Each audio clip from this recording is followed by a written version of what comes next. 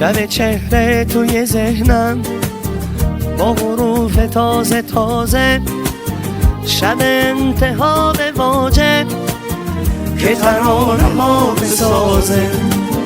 مثل پروانه زدم پر میون باغ الف با، یک به یک دوری کردم از الف با همزه رویا.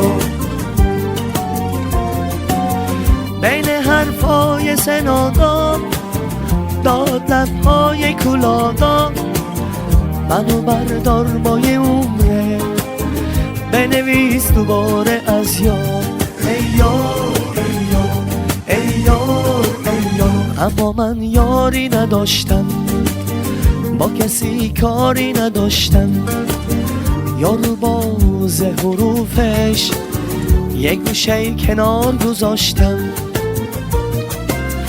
باز دوباره تو کتابا سر گذاشتم پی حرفا، گشتم و دیدم باز دوباره حرفی از آن.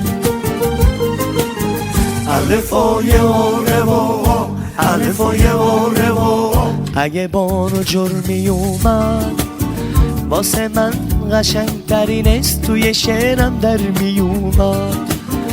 از دل خونه ویران، از ته سفره بینان، نومی برداشتم و دیدم نام شعرم شدی ایران. ایران ایران ایران ایران. شب چهره توی ذهنم با حروف تازه تازه، شب انتها به واجه که ترانه ها بسازه.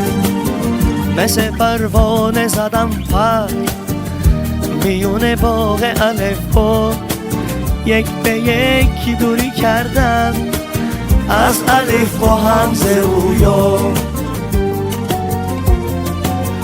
بین حرفای سنادا داد لبهای کولادا، منو بردار با یه عمره بنویس دوباره از یاد. ای یار ای یار ای یار ای یار. اما من یاری نداشتم، با کسی کاری نداشتم، یارو باز حروفش یک گوشه کنار گذاشتم. باز دوباره تو کتابا سر گذاشتم پی حرفا، گشتم و دیدم باز دوباره حرفی از آن. الفای آروا الفای آروا.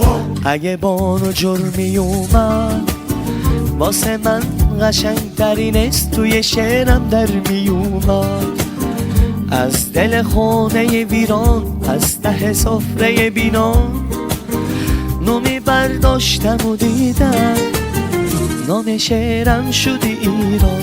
ایران ایران